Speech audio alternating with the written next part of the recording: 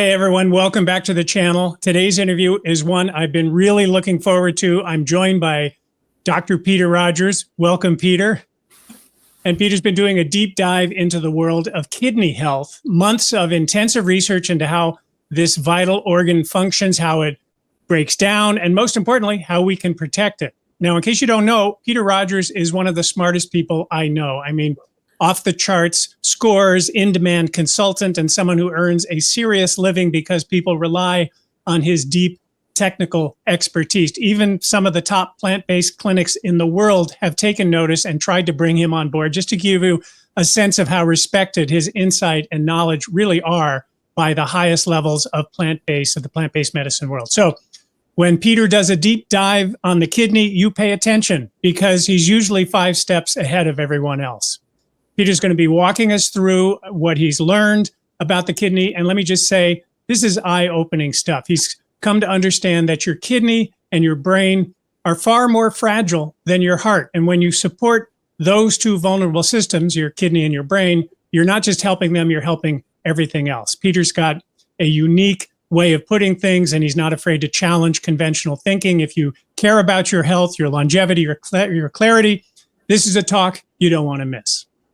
I also want to take a moment to mention something I talked about recently in my Forks Over Knives video. Now, I've known Peter Rogers for a long time, and one of the things he always says that makes me kind of smile, he refers to the latest wave of pro-fat plant-based doctors as high-fat phonies. Now, why? Because they don't really understand how the body works, I don't think. They don't understand how chronic disease builds up over time, not from one dramatic event, but from 1,000 little cuts, toxins, environmental exposures, and yes, what we eat. And that's how people end up with heart disease and dementia and diabetes, autoimmune diseases, you name it. And this is something that many of the giants in the field understood. Dr. John McDougall, who I believe was one of the smartest doctors of the planet at his times, he got it, and he saved and improved the lives of just thousands, tens of thousands, I'm sure, with clear, consistent advice based on actual clinical experience, not based on theories or trends or fancy marketing, just decades of results. And that's, now that he's passed, we're missing a powerful voice, one that used to call out misinformation when it popped up in the plant-based space. You've got people like Dr. Michael Greger sometimes putting out videos implying that potatoes aren't healthy. And when he did that a couple of years back, Dr. McDougall called him out, and he even challenged him to debate, and not once, but multiple times. And each time Dr. Greger refused. Most people don't know that, but I do know that. And I understand why he refused, because one of these doctors, McDougall, had decades of clinical experience and results, and the other hasn't treated any patients. So when you're relying on studies that are often obscure or can't be repeated, replicated, or are compromised by industry influence, it's easy to lose sight of what's real. And that's why I do stand with Peter Rogers when he calls out the high-fat phonies, this new wave of social media savvy doctors who showed up in the last 10 or 15 years, pushing healthy fats, nuts, oils, relaxing the guidelines that were laid out by pioneers like Kempner and Burkitt and Pritikin and Ornish and Esselstyn, McDougall, Barnard, Campbell, and so on. Doctors who didn't sell out, didn't bend to the trend, and weren't afraid to fight the system. These were the warriors. These were the ones who changed lives and reversed disease, not just manage it. And they are really the reason that plant-based diets blew up in the past 20 or 30 years.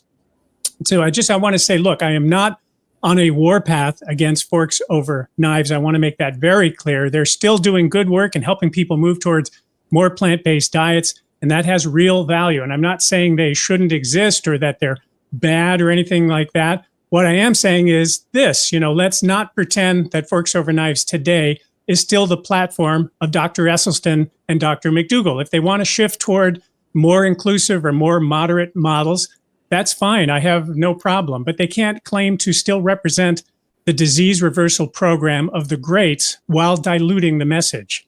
People deserve to know exactly what they're getting and who they're listening to. And this is about clarity. It's not about canceling anybody. So yeah, if you're looking to reverse disease, the path is still low-fat, whole food, oil-free, starch-based. And that's what the greats taught, and that's what still works. And that's what we'll keep standing up for on this channel. All right. Now let's get to our interview with Dr. Rogers, because what he's about to share about the kidney and the brain and your brain health could be a game changer. Peter, are you ready to go? Yep. Let's do it. Here's the talk. Let me go into start from the first slide. Okay, so on this film, you got two images of the spine. We're going to be talking about the kidneys and the brain, but I want to start out with the spine here because it makes it very clear what's going on. Dr. Caldwell-Esson has a great quote. He says, moderation kills. And the natural tendency of most people is to sort of be half-assed. They sort of think that health thinking is like social thinking. When in Rome, do as the Romans do. Go with the flow. Everything in moderation. No, it's not like that. The best thinking for health is like biblical thinking. Thou shalt not eat oil. Thou shalt not eat meat. And I'm going to show you why. Here's a 25-year-old. This is a lateral view of the lumbar spine. This would be a T2 weighted image with high signal for the fluid. You can see the disc space heights are normal. The discs are well hydrated. There's no disc herniations. Okay, everything looks great. It's a normal spine. This 25-year-old can get away with a lot more dietary indiscretion than can this 65-year-old over here, okay? This person's got loss of disc space height at multiple levels. This is degenerative disc disease. Disc dried out as disc desiccation. The discs have become unstable. You got end plate abnormal signal, motor changes. The spine is compensating by making big bridging osteophytes called DISH, diffuse idiopathic skeletal hyperostosis. You got early formation of OPLL along the back of the vertebral bodies, ossification of the posterior longitudinal ligament. The point I'm trying to say is if this person imitated the habits of this person would not be walking much longer. They're already, just about to be walking in a walker with this, getting a motorized scooter. And the patients that get motorized scooters are often dead in a year or two, okay? What I'm trying to say is you get older, you get more fragile. So you have to get your act together and optimize your habits or you're not going to do well. You're basically playing chess with death. And you better get serious and learn how to play or your odds are not going to be that good. The hourglass is running out. So I look at brains all the time and I look at all these demented brains, many, many thousands of them, tens of thousands. And I can tell you, the main thing I see is the brain just keeps becoming more atrophic. Here's a young brain. We call this a tight brain. The convexity gyri are up against the skull. You see they're like touching the inner table of the skull. As the person gets older, there's more and more atrophy. The cerebral spinal fluid on the outer surface of the brain expands. You can see the sulci are larger. You can see the cerebral ventricles are bigger than they were in youth. Okay, this is a normal aging of a brain. This would be like a 25-year-old, and this would be like a 65-year-old. Typical looking brains. And the patients who have cognitive decline tend to have even more atrophy. The classic descriptions of Alzheimer's dementia, medial temporal lobe atrophy, parietal lobe atrophy, I almost never see that. I see diffuse cerebral atrophy. That's what I see in the vast majority of the time. And I don't usually see, so-called multi-infarct dementia. I occasionally see dementia due to a stroke, due to multiple small strokes, but most of the time it's just diffuse cerebral atrophy. I talked about that in more detail with one of my previous lectures. Okay. And the reason I'm getting into this, the brain is shrinking. And I noticed that, when the kidney fails, the kidney shrinks. And I thought, gee, they're kind of analogous maybe, that when the brain is shrinking, the kidney's shrinking, and the patient's sort of fading out. And what's nice about the kidney is we can grade kidney failure pretty easy. We measure a blood test called GFR, glomerular filtration rate. And I thought, you know what? Okay, here's a typical looking demented brain. You can see there's expansion of the cerebral spinal fluid on the outer surface of the brain. So the brain is shrinking away from the inner table of the skull, and the cerebral spinal fluid is expanding to fill that space. This is a typical demented brain, diffuse cerebral atrophy. Okay, so I'm thinking to myself, the kidney in a sense could be a bit of a canary in the coal mine. And as we track problems with the kidney, they could be insight into what's happening in the brain. I can tell you almost all the brains I see when the patient's demented, they usually have had one cataract surgery or two, and they got lousy dentition. All of those things go together. And they got a bunch of atherosclerosis, calcifications, and like 95% of them, they're diabetic, hypertensive, or both, usually both. Okay, those are the real diseases of the Western world. Diabetes and hypertension are what most people have. Quite often they're obese as well. And those filter into causing atherosclerosis. Then atherosclerosis plugs up all the arteries all over the place. And once you plug up the arteries, the thing stops working, whatever it is, the brain, the kidneys. Collateral flow like detours after the main highway is blocked can kind of keep things going for a little while, but they'll progressively lose function of the organ system. So here's kidney failure. Basically, it really becomes a serious issue when you drop below 60. So a glomerular filtration rate of 60. Normal is about 100. So let's say normal GFR, we'll call it 100. That's a good number to use for normal. 60 is when things start getting pretty serious, because when you get below 60, that means you're on the path to dialysis, okay? And when you get below 30, that's critical alarm bells going off, okay? Most patients, they don't even make it to dialysis because they die of a heart attack before that. But this is where it's at, and this is that hourglass running out. So a person really needs to get their act together. A GFR, glomerular filtration rate of 100 corresponds to having about 1 million intact nephrons. Nephrons are the filtering system of the kidney.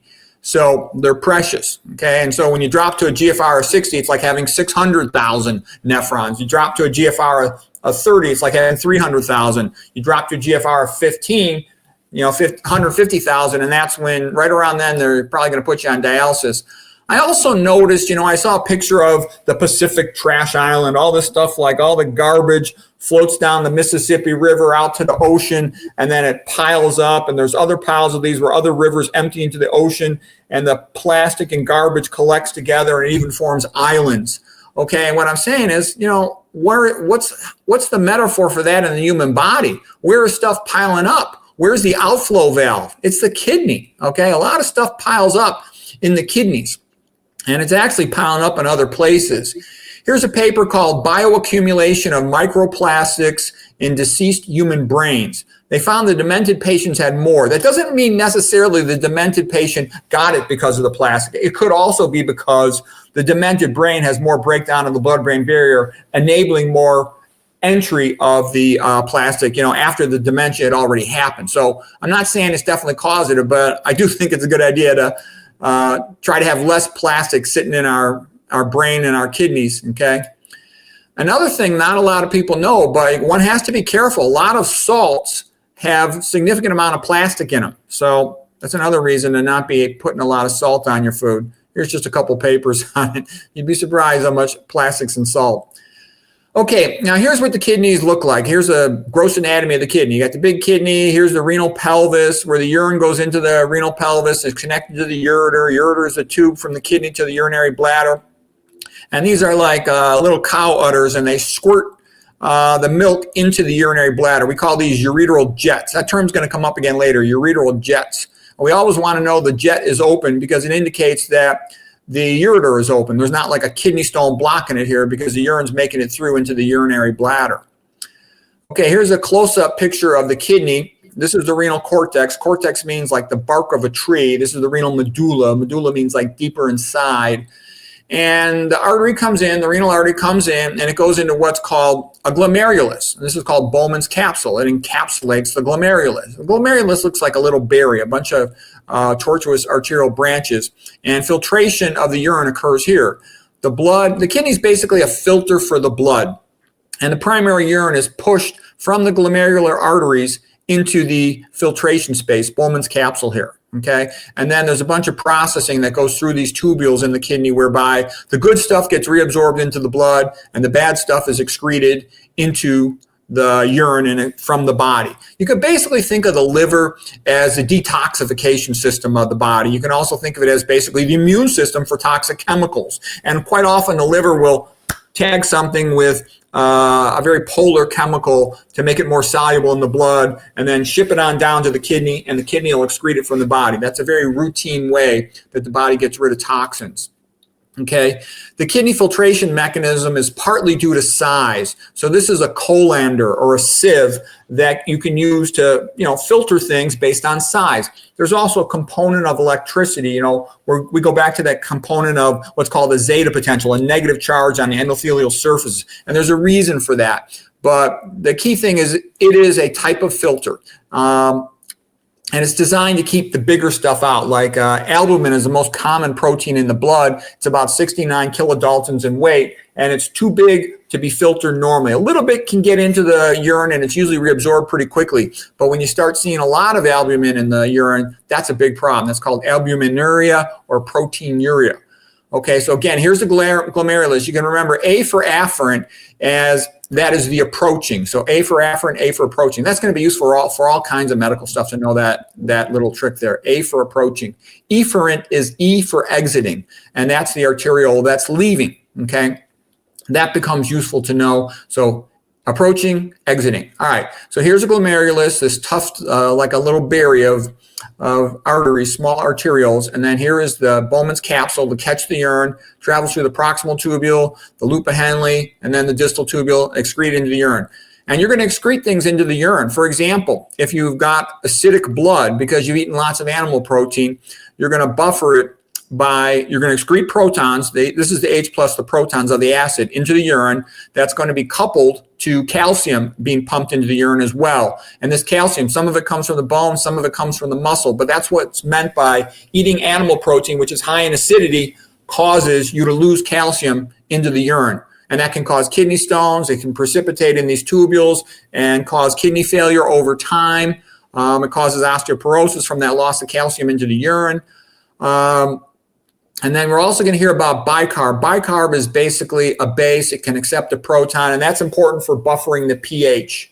The kidney can make this ammonia here as well, and in small amounts, it's not a big deal. But having to do it all the time, every day, it starts causing damage to the kidney and kidney fibrosis. I mention that because when a person eats a lot of meat, the blood becomes quite acidic, and the kidney has to do all these compensatory maneuvers to handle that acid, like making more ammonia and reabsorbing more bicarb. And you're basically overworking your kidneys. You're putting them on a triple shift duty when they should be only working the equivalent of one shift a day. And you wear them out and they start to fibrose off, to sclerose off and become non-functional. You know, a basic metaphor is your body's like a car that has to last for 100 years. And so you need to put the right fuel in it. And I like this quote by Ashley Brilliant. Life is the only game where the object of the game is to figure out what the rules of the game are. So basically in life, you know what it's like. You want to try to figure out what you need to do before it's too late. We often learn in the school of experience, the school of hard knocks, by screwing up. Better to know in advance. You need to know what type of gas to put in your car so it'll run well. Okay, and it'll go back to Genesis 1:29. Plants and fruits should be your food. Okay, and I would also say you want to live kind of like Adam and Eve, but keep your indoor heating and plumbing. Simple, minimalist. That's what we're made for. We're not made for complex stuff. And I always run into somebody who says, well, my uncle smoked and drank and did all kinds of other mischief, and he lived to be 95. And my response to that would be, if 100 blind people crossed a busy street, some of them would make it, but that doesn't mean it's a good idea. You know, you want to optimize your odds.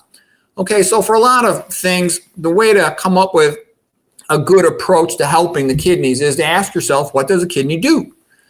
The main job of the kidneys is to excrete nitrogen, to excrete the protein, which really means to excrete the nitrogen. So how do we reduce the kidney's workload? Reduce the dietary protein. That's about 70% of the kidney's workload is excreting this nitrogen. So let's talk about reducing protein. First of all, glucose, carbohydrates, there's no nitrogen in there. Here's a fat, palmitate, C16 saturated fat. There's no nitrogen in fat. There's no nitrogen in glucose. You only have nitrogen in protein. Here's an amino acid. It's called an amino acid because there's an amino group over here. There's an acid group over here. That's a carboxylic acid. This is called the alpha carbon. There's always a hydrogen on there. So in a sense, you could just take all that stuff for granted and just put alpha for the alpha carbon, and then there's an R group. That's the variable side group, and that's what an amino acid is. You combine two amino acids by taking water off of them to form a peptide bond. So here's a carboxylic acid in the red, amino in the blue, and then you stick a bunch of these together. That's how you make a protein. And proteins do most of the complex tasks in the body. They're the pumps, the enzymes, those sorts of things. Okay, now meat has a unique amino acid composition. It has a lot more methionine and leucine than do plant foods. It's also got more lysine quite often. But anyways, leucine can be a problem, especially as you get older, because it has a tendency to activate mTOR. It's a rate-limiting step for activation of mTOR, which accelerates aging, accelerates cell replication, which can accelerate cancer growth. You don't want that. And likewise for methionine, okay? Methionine also has a sulfur in it, and part of the metabolism is to degrade it to sulfuric acid. So it causes a metabolic acidosis, and that leads to needing to buffer the pH because you're too acidic. Your blood, all your enzymes, need to run in a proper pH.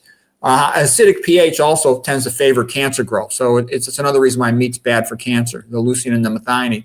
So you're going to be excreting calcium into your urine, co-excreted with your hydrogen protons, the acid. So that's why you don't want to eat any meat. And meat just tends to have high amounts of protein compared to plant foods. Okay, because then everybody freaks out. Where are you going to get your protein? Okay, here's from a lecture of Dr. McDougall. He did a lot of, looking around at the epidemiology around the world. The Papua New Guinea Highlanders, they were eating 93. He's saying it's 90% here. I've seen other papers where they're eating 93% of their calories from sweet potatoes. Sweet potatoes have 4.5% of the calories from protein. They have only 1% of calories from fat. And all the rest, about 94.5 is from carbohydrate, 94.5% of their energy, okay? So they're eating minuscule amounts of protein, only about 25 grams on average for men. All right, the average American man's eating 100 grams of protein, 4 times as much as they need. And these guys are real fit, skinny, and healthy. And despite the fact they smoke like chimneys, they had very little cancer. They hardly ever had hypertension, no diabetes or gout, okay, normal cholesterol, triglycerides. So sweet potatoes considered by a lot of people, including Dr. McDougall, as the best food in the world, the healthiest food in the world. They'll eat a lot of sweet potatoes. It also tastes good. Okay, here's a chart comparing different foods to get a sense of things. So here's the sweet potato, the best food in the world. Only 1% of calories from fat, 4.5% of calories from protein, and about 94.5, 95% of calories from carbohydrate. And I tell you that because you'll hear people, and I think the RDA recommendations are about in the ballpark of 8% of calories or more from protein, and you don't need that. You don't need anywhere near that. Okay, look at white rice, only 1% of calories from fat. That's why 1 billion out of 1 billion rice eaters are all skinny. Okay, regular potatoes, 1% of calories from fat. The lower the percent of calories from fat, the skinnier you are. Classic McDougall, the fat you eat is the fat you wear. Okay, and the protein amounts are relatively low. Potatoes about 8%, white rice is about 7 or 8%. Some people say potatoes 9. It depends on the brand, the subtype, but you get the drift. You're getting mostly carbohydrates here, over 90% of the calories from carbohydrate. That's good. One food I would not eat if I had kidney failure would be beans, because even though beans got a lot of good things about them, a lot of fiber, for example, they're very high in protein. They're often 25, 30 or more percent of calories from protein. Fruits are surprisingly good. Fruits are very alkaline, and they're very low in fat, and they're also very low in protein. So fruits are, I think, a relatively good food. Look at a typical meat here. Let's look at salmon. 50% fat, 50% protein. There's no carbohydrate in animal foods other than milk. Okay, so they're just all going to be fat and protein. And even so-called lean chicken is still really fat, 25%, and then all this tons of protein. It's bad. You're not going to win with that. A little bit about the difference between animal and plant proteins. We already talked about the amino acid composition. Then the second thing is, what are they packaged in? And basically, the bad stuff's in meat, okay? The good stuff's in plants. The vasodilators, potassium, magnesium, nitrate precursors, packaged with antioxidants, okay? All the fiber to prevent leaky gut, which also prevents leaky blood-brain barrier and leaky retina and leaky gonads, okay? All the good stuff is there, all right? Also, there's a lot more. The phosphates are more absorbable when they come from meat. There's also heme iron with the meat, which you don't want. You'll absorb too much iron.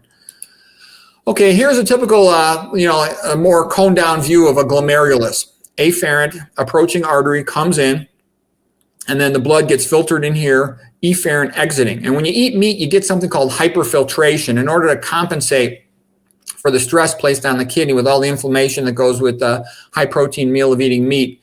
Your GFR transiently will go up, but over time you're damaging the kidney, and then the GFR will start going down. These little green circles are albumin protein that starts leaking into the urine when you've got chronic hyperfiltration, and that damages the kidney. You also get mesangial hypertrophy, and that's sort of trending into diabetic nephropathy, diabetic and hypertension-related kidney injury. Okay, the central cells are called the mesangial cells.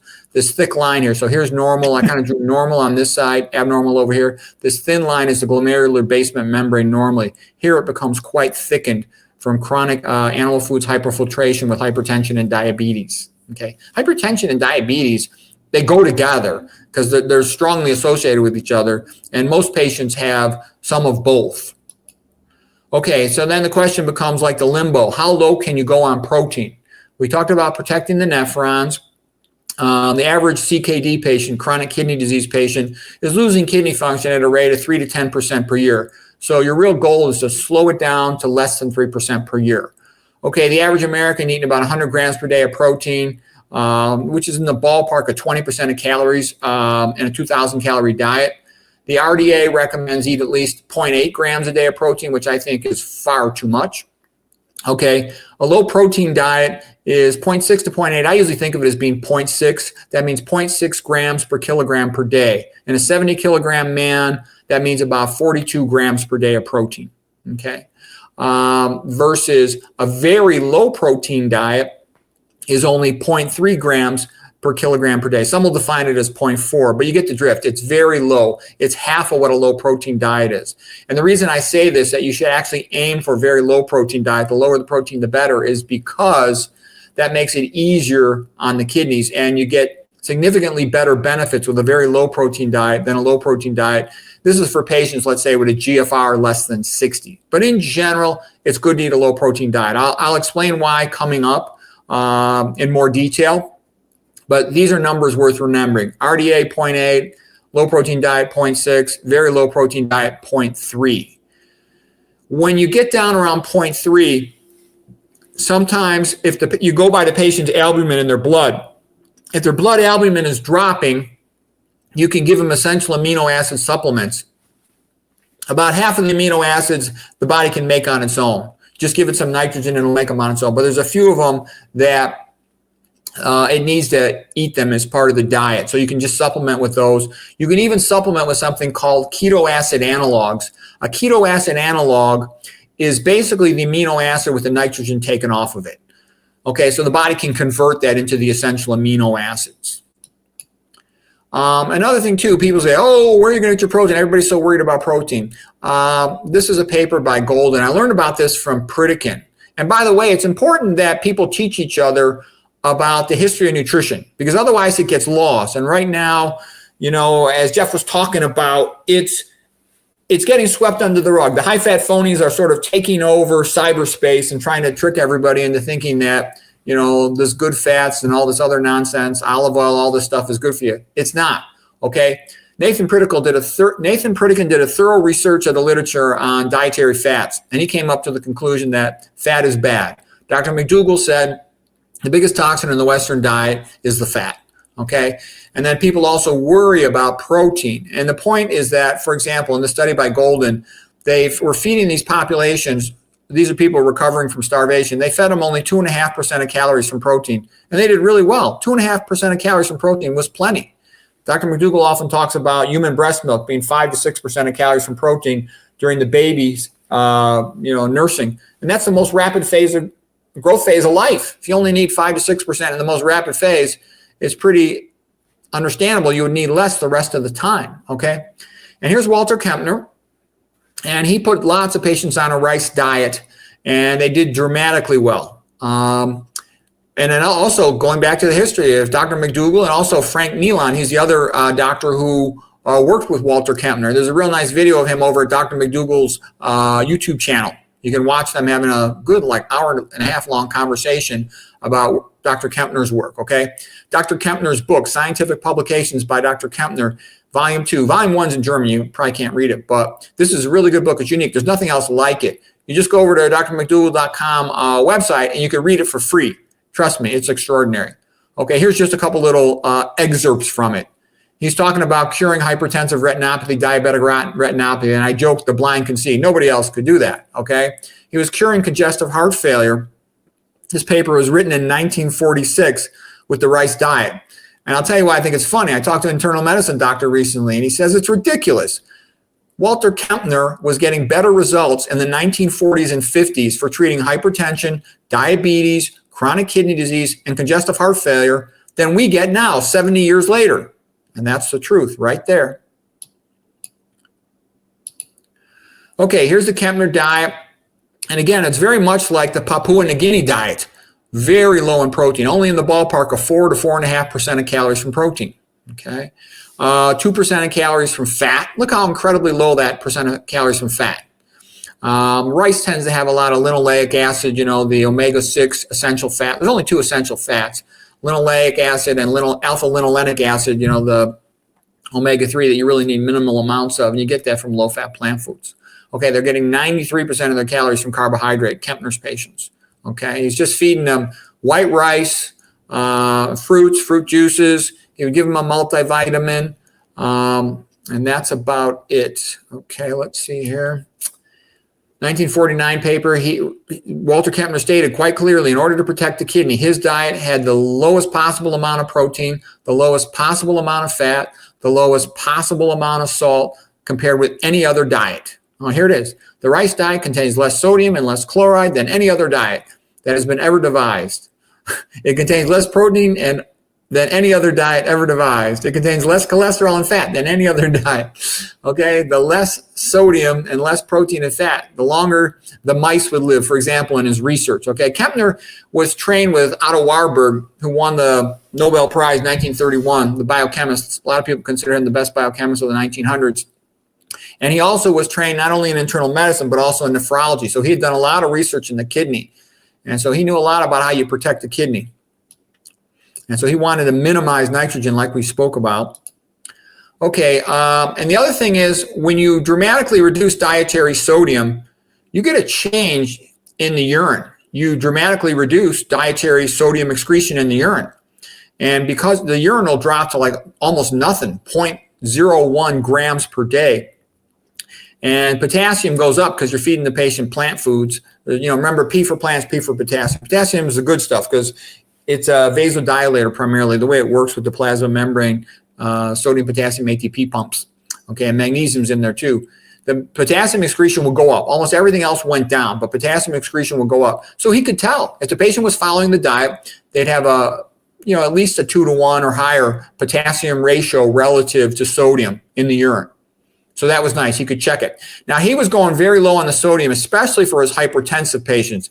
Now, you'll have heard other people say, oh, sodium doesn't make that big a difference for high blood pressure. And small changes don't. If you go from, 4 grams a day to 3 grams per day, that's not going to make that big a difference in your hypertension. But if you go from 3 grams per day all the way down to what Kempner was doing, like 150 milligrams per day, that will make a big difference in your hypertension. Because he had patients, some of them with systolics in the 200s. And those patients were very high risk to die within, just a couple of months. So he's just trying to keep them alive. And he got sodium down to as low as 150 milligrams per day. The other thing Kempner was a little bit pissed off about was some people say, oh, you're just starving these patients. You'll even hear that on the internet today. Oh, Kempner just starved his patients. That's why they lost weight, or that's why, their blood pressure improved. No, Kempner said, take a look at this. The nitrogen balance was positive. So they were putting on protein. You could be gaining muscle mass with that.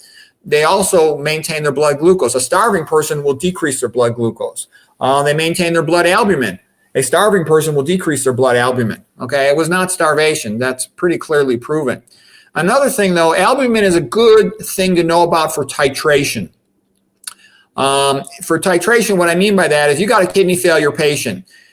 They will paradoxically increase their blood albumin protein amount when you decrease their dietary protein because it'll have a protective effect on the kidney. And actually, the kidney damage will improve. You'll be leaking less protein, less albumin into the urine, so your blood albumin will start going up. So that's the paradox. You're eating less protein, but your blood albumin is going up. And as long as that's going up and staying solid, then you're in good shape. There's a guy by the name of Lee Hull, and he says the definition of victory in the war to save kidney function is whether or not albumin is being maintained or going up. He says if albumin is maintained at normal or going up, you are winning the war. If it's dropping, you're losing the war, because the amount of albumin, the protein, this is the plasma protein from the blood being lost into the urine, it has a very strong correlation to the extent and severity, of kidney failure. And so what I'm saying is you'd be perfectly fine just lowering that protein as much as you could, and then you check your blood, and when your albumin starts dropping, if it does, then you might need to, take a keto analog or essential amino acid supplement or eat a little more protein, but you can go far lower than is widely recognized. We talked about this, that you got adequate amounts of omega-6, and they didn't even worry about omega-3s. Okay, fasting.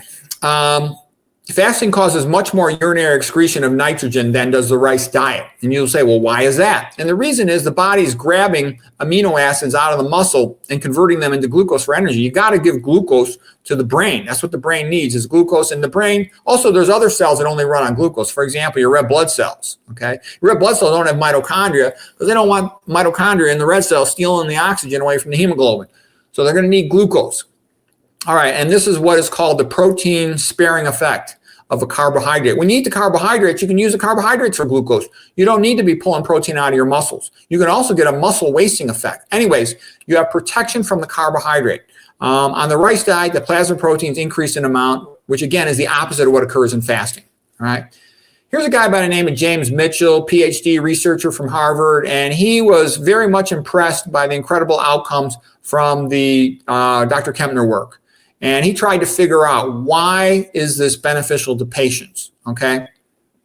And the conclusion he came to was a couple things. Number one, in animals, yeah, everybody knows they live longer if you calorie restrict them, but nobody wants to starve. But he found out, you can just protein restrict and you get about the same benefit. The animals live longer.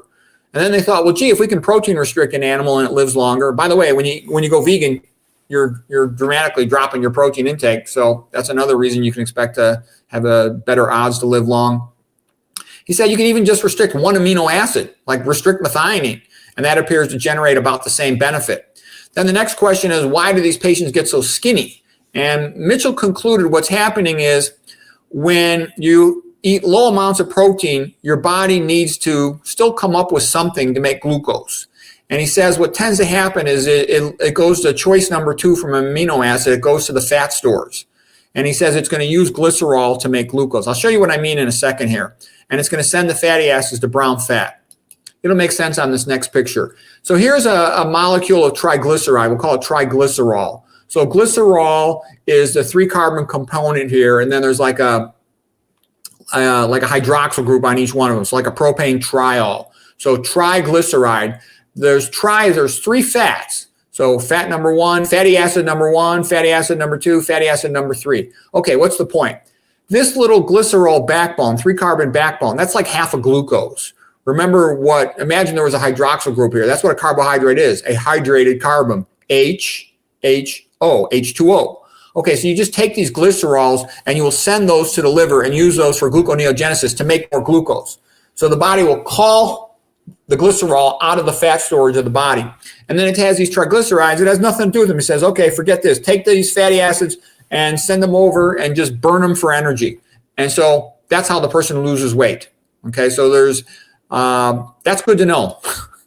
Okay, let's see what else. We already talked about the ratio in the urine. Okay, I probably didn't even need that slide. Okay. All right, here's starch. Now, starch is a polymer or glucose wrapped in fiber. And because it's wrapped in fiber, it's low caloric density. All right, and what that means is it stretches the stomach upon eating, and that stretching of the stomach provides early satisfaction hunger, early satiety. Then the starch passes into the small intestine, and the enzymes have to peel the fiber off to separate it from the glucose. So it causes a gradual, slow absorption of the glucose into the blood, and it becomes like the equivalent of a slow-release energy pill. Okay, so here's a glucose from a starch. It slowly rises the blood glucose level and stays normal for a prolonged amount of time, or mildly elevated a prolonged amount of time. You feel good. Versus if you ate a simple sugar without the dietary fiber, you would spike up relatively rapidly, and often the pancreas would overcompensate and then drive the blood glucose level down too rapidly, and you get rebound hypoglycemia, which doesn't feel so good, and they often compensate by repeating the process, and you end up with a roller coaster blood glucose curve. But anyways, this is why fiber is the best food, because it provides satisfaction of hunger with the fewest number of calories, so it makes you skinny and it makes you feel good. That's what you want. Okay, here's just showing the caloric density. The highest caloric density is oils. They're a terrible food, okay? They're just liquid fat, not to mention all the processing, the lipid peroxidation, all those problems. Very caloric dense foods like the meats and all that stuff, bad. Okay, and here's your grains, your rice, your beans. And then lower caloric density even more is some of these salads and all that stuff. And McDougall used to say, if you want to lose weight, eat more and more veggies. Eat these low-fat veggies and you'll lose weight. He recommended you could eat even as much as 50%. He said never more than that. And it'd be hard to get even to that amount, but just eat more veggies, you know. And, anyways, here's what's called a heat map of kidney failure. And the point of it is it combines both the GFR, glomerular filtration rate, where the kidney's at, as well as the amount of urine, amount of protein in the urine. So if you look at a GFR of, let's say, between 45 and 59, call it a stage 3. It's a problem, but if there's no albumin in your urine, you know, you're going to hold out longer before dialysis. But if you got even this level of filtration, which doesn't sound that bad, like a GFR of 50 doesn't sound that bad, but you combine it with albuminuria, this patient's headed towards dialysis pretty rapidly. So that's why proteinuria is an important component, because it implies that there's severe damage to the filtration system, that it's leaking these big proteins in there. The albumin, again, has a molecular weight of 69 kilodaltons. It should not be getting into the urine, okay? Only a minuscule trace amount should be in the urine, not big amounts like you're seeing with proteinuria, okay? Okay, then who gets kidney failure a lot by surprise? A lot of people be surprised how many bodybuilders end up in kidney failure. If you look that up, you'll see lots of them end up on dialysis and die young. I read that one time the average age of a professional bodybuilder was, when they die, was only in the ballpark of 54 years of age. This guy right here, Arthur Jones, he was the inventor of the Nautilus exercise machines, a real clever, kind of grouchy guy. Here's what he had to say about bodybuilders. There must surely be a few bodybuilders who are not idiots. But if so, they are well camouflaged in some undiscovered cave. So what I see most often is a lot of these guys are taking lots of supplements. They're taking a lot of these protein powders. And here's a Consumer Reports article, this one from 2018. There's been a couple of them.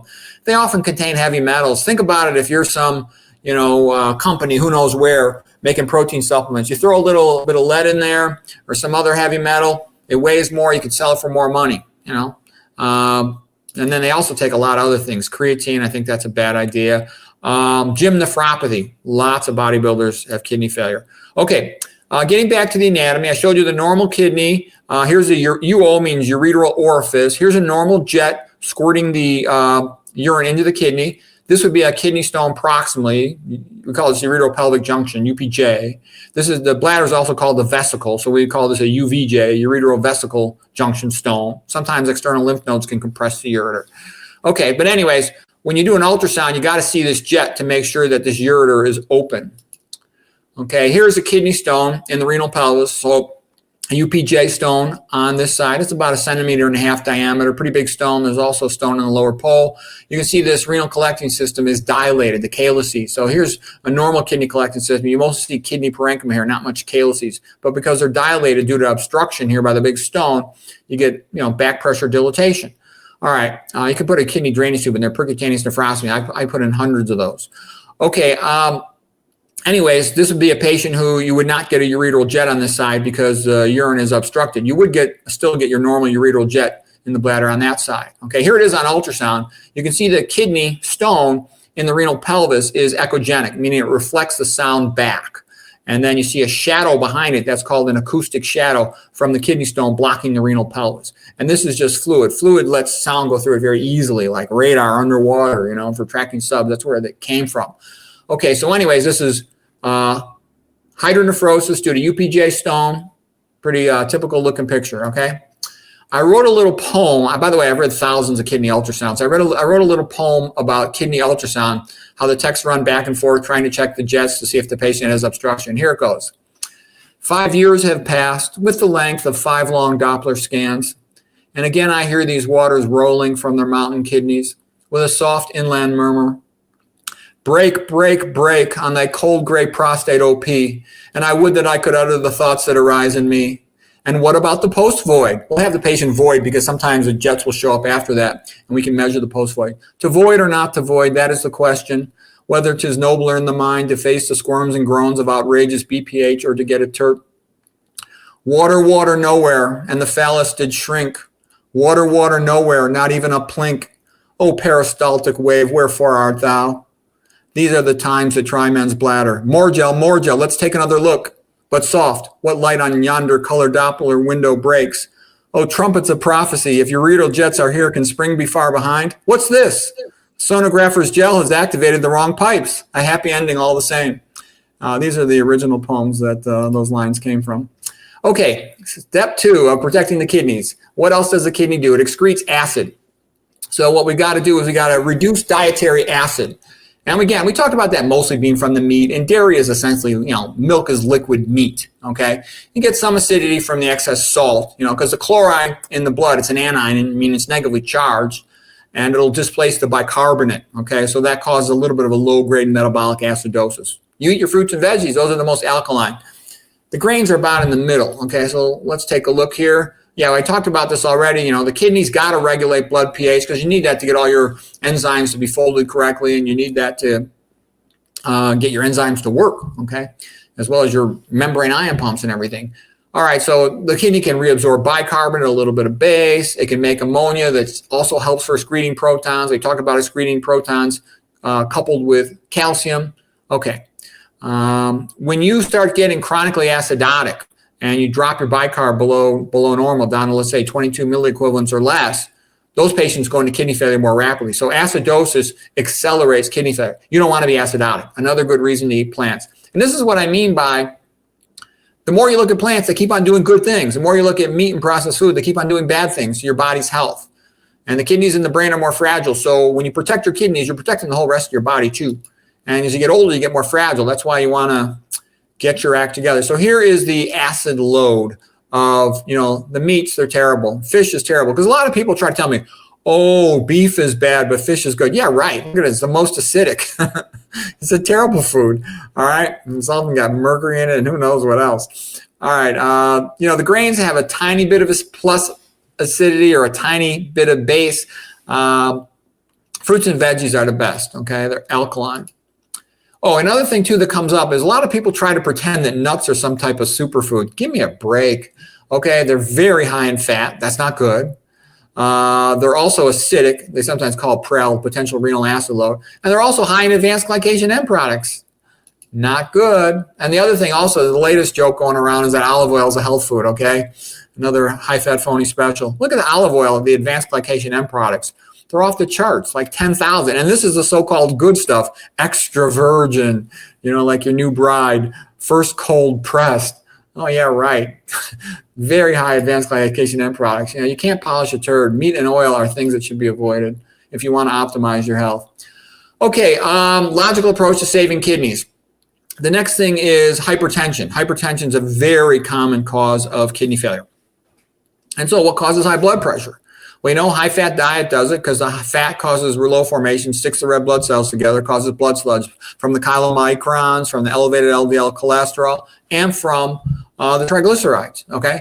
Excess dietary sodium is a vasoconstrictor, tightens up the arteries. Basically, why do you have a blood pressure? To pump blood to the top of your brain, the cerebral cortex. Well, if you eat the high-fat meals, you make your blood thicker, so now you're pumping a milkshake up to your brain instead of regular blood that's like water. So as you're pumping thick blood, pressure's got to go up. Then with sodium, you vasoconstrict, meaning you clamp down, you tighten up the diameter of your arteries.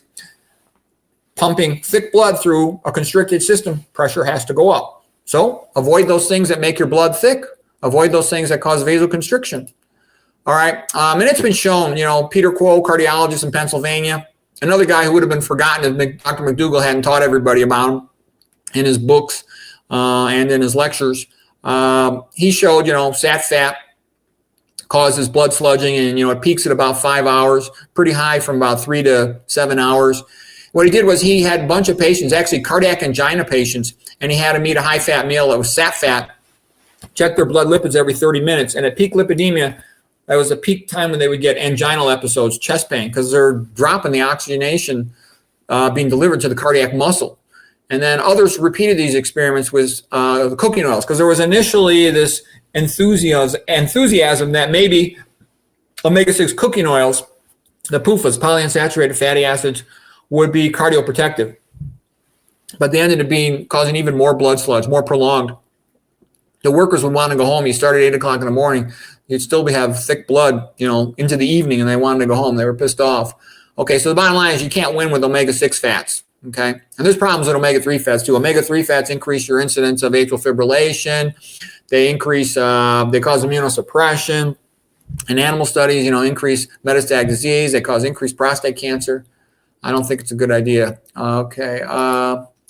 These other guys, Dr. Meyer Friedman and Ray Rosenman, also did very interesting experiments whereby they looked at the effect of eating a high-fat meal in the eye with a real powerful microscope, 80-fold. And they would see, this would be pre and this would be post, diminished blood flow to the eye when the person eats a high-fat meal. Okay. So you don't want that. Diminished blood flow means diminished oxygenation, diminished glucose delivery to your tissues, diminished healing. It's bad. And risk of infarction, meaning complete loss of blood flow, and then the supplied tissue could die. Okay, another pioneer in blood flow is Dr. Roy Swank, MD, PhD from Harvard, and he's another guy who Dr. McDougall kept his legacy alive. Swank would have been forgotten. I talk to neurologists lots of times and tell them about Swank. They just ignore me, okay? There's no money in Swank's low-fat diet. he said the most important thing was to avoid saturated fat for the multiple sclerosis patients. He followed his patients. He wrote a paper at 34-year follow-up, early diagnosis MS patients were 95% intact with, without disability. That's incredible. No one else is even in his ballpark for results, okay? And he also talked about, he was measuring the amount of hypoxia induced by high-fat diets causing blood sludge. And he got as high as 30% in a hamster brain, which is a big deal because Warburg was shown that if you drop oxygen delivery by more than 35%, you can induce cancer in some tissue cultures, okay? Okay, here's a nice movie made by Dr. Swank and available at Dr. McDougall's YouTube channel, Dr. McDougall Health and Medical Center. It's only 50 seconds long. It's a good thing to see this. If you see it, you'll remember it the rest of your life. Initially, the red blood cells are flowing quickly independently of each other because they have a negative charge on their outer surface called the zeta potential, so they repulse each other. But when you have the fat coming in there, like the chylomicrons, LDL cholesterol, the triglycerides, it'll stick them together, and then they all travel together, stuck together, blood sludge.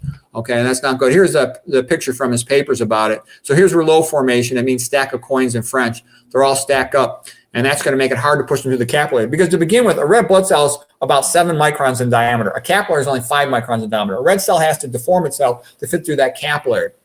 So if you stick a whole bunch of them together, it's really hard to push them through. Pressure has to go up, okay? And you're also more at risk for thrombosis, thrombose off a capillary. You don't want that.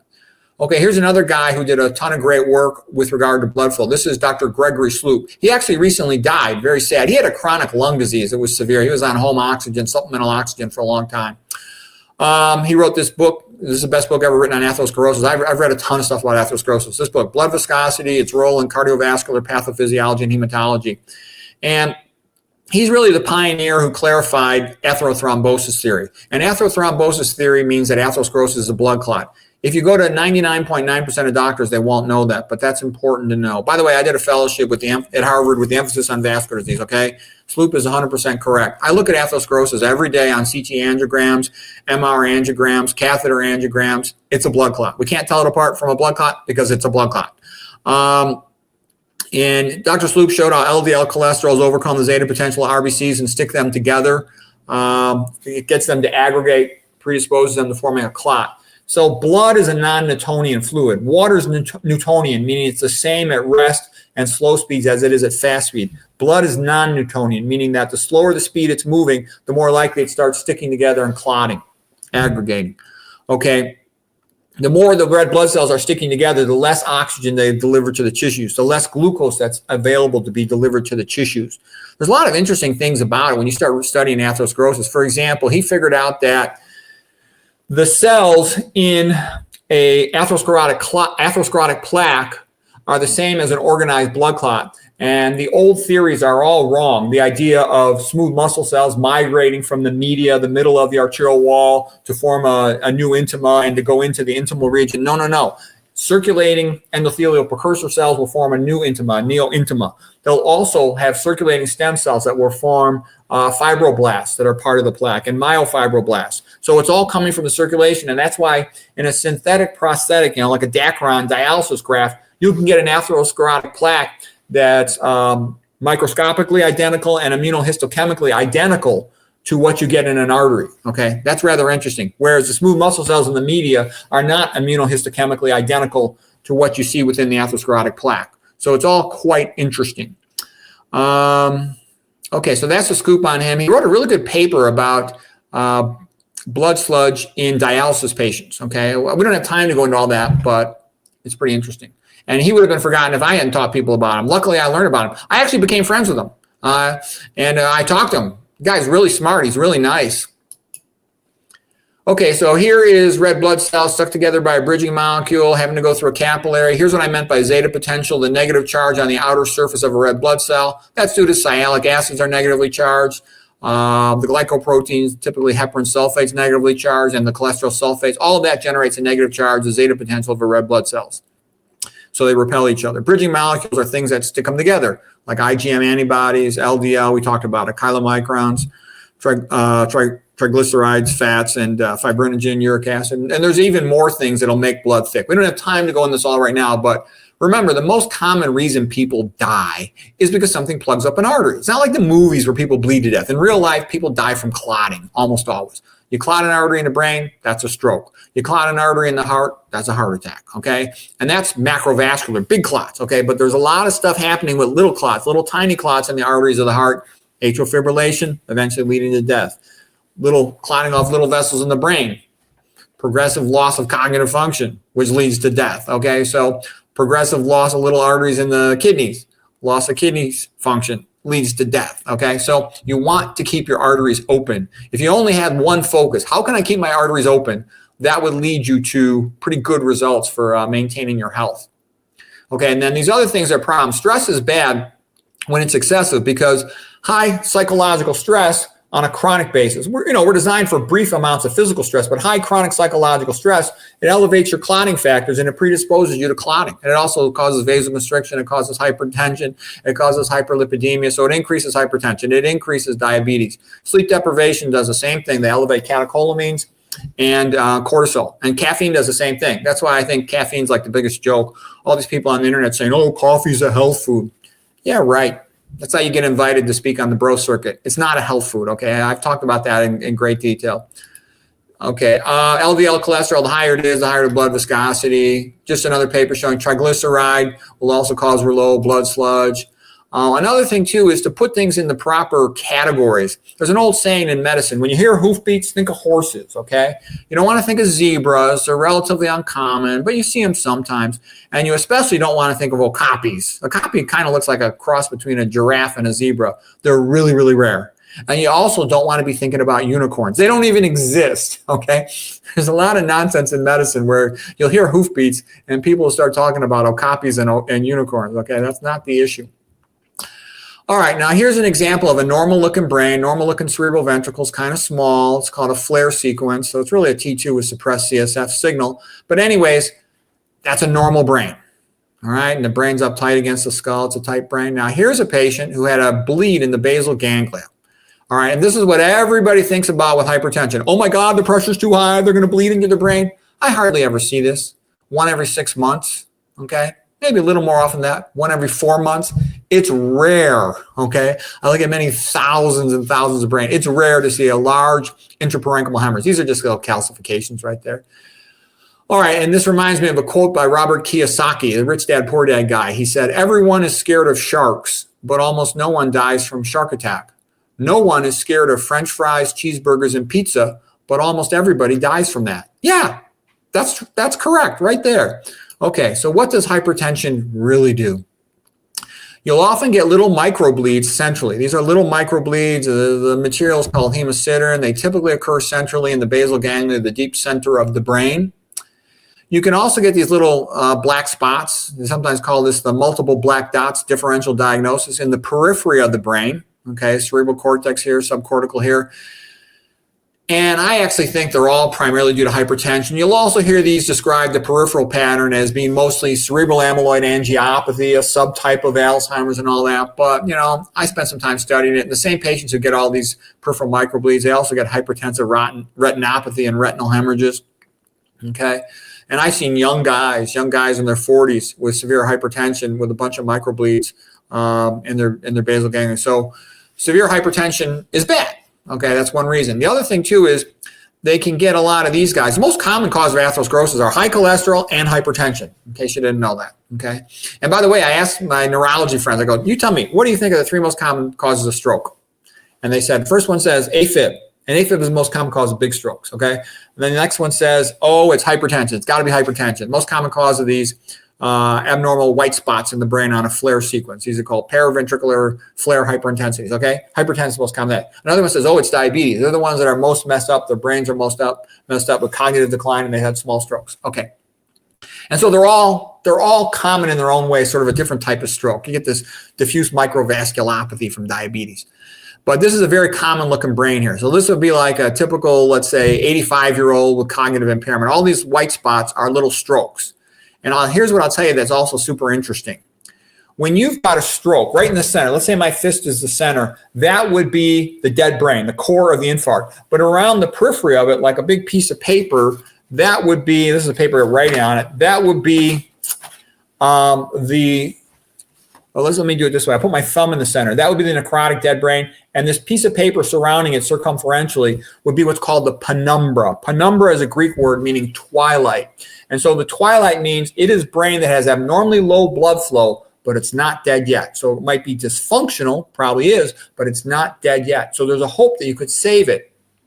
And it turns out every single one of these little silent strokes here, or association cortex strokes, they have a surrounding circumferential penumbra of abnormal blood-brain barrier. It has abnormal high permeability. You don't want your blood-brain barrier to be permeable because you need to maintain precise microenvironment around your neurons in order for them to fire action potential. It's an electric discharge, okay? So what am I saying? You want to protect your blood-brain barrier, and how do you do that? You eat more dietary fiber. The same things that cause leaky gut, they cause leaky blood-brain barrier, okay? Jeff's quote is great. Fiber is life, pharma is death, okay? And it's also the other things that damage the gut barrier are alcohol, emulsifiers and processed food, F- in typical tap water, Al in typical tap water, and these other things, okay? But I'm letting you know, all this stuff is relevant, and things that damage the blood vessels in your brain, they're damaging the blood vessels in your kidney and vice versa. Okay, here's the paper, blood-brain barrier failure as a core mechanism in cerebral small vessel disease and dementia. And so they got more sensitive techniques to show that you got blood-brain barrier leakage circumferentially around all these little white matter hyperintensities. Those little, we usually call them silent strokes because they don't typically have a neurologic deficit, but they're associated with, cognitive slowing. Okay, and here's kind of what a brain really looks like and what the real deal is. All right, the internal carotid artery comes up into the brain, branches into an anterior cerebral artery. I don't show because it would be too complicated. And then a middle cerebral artery. Middle cerebral artery goes outward along the cerebral convexity, and it goes up over the top, and it has these penetrating arteries. This right here is called the deep white matter. White matter means non-myelinated. I'm sorry, white matter means myelinated. Cortex means the cell bodies of the neurons, and that's in the periphery. Cortex means the bark of the tree, just like it outlines the tree stump. Okay, so anyways, here's what I'm trying to say is, if your pressure is too high, you'll sometimes shear off one of these arteries here. They're called the lenticulostriate arteries going into the basal ganglia, and you get one of those little hemorrhages, microhemorrhages in the basal ganglia, or you'll get a lacunar infarction, a little small stroke in here. Okay, if your pressure is too high. Super rare, you get a big bleed.